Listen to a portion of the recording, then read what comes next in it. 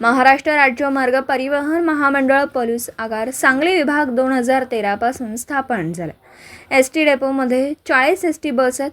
उन्हाळी गर्दी हंगाम मे महिन्यात पलूस आगाराचं उच्चांकी 4,86,000 इतकं किलोमीटर 40 बसमध्ये चालवलं।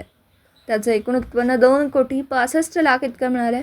ते चालवण्यासाठीचा एकूण खर्च डिझेल, कर्मचारी वेतन, टायर खर्च व इतर सर्व खर्च मिळून 2,49,00,000 इतका आला। सर्वसाधारण 16 लाख रुपये इतका फायदा पलूस आगारास झाला व सांगली जिल्ह्यात प्रथम आगार आला। यामध्ये आखणी केलेल्या पूर्व नियोजनानुसार सर्व काही झाल्याने व पलूस आगारातील सर्वच्या सर्व कार्यरत 207 कर्मचाऱ्यांनी आपले योगदान दिल्याने हे शक्य झाल्याचं आगार प्रमुख श्री उदय पवार यांनी सांगितलं।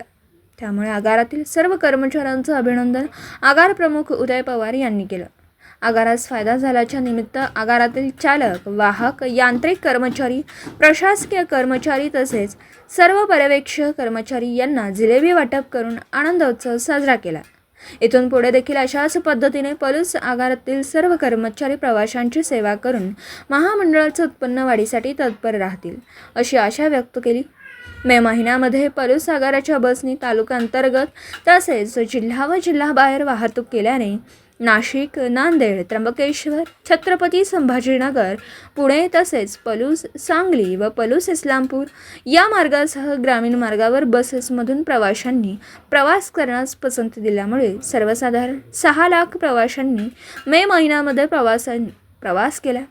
त्यामुळेच ही शक्य झाल्याचं आगार प्रमुख यांनी सांगितलं।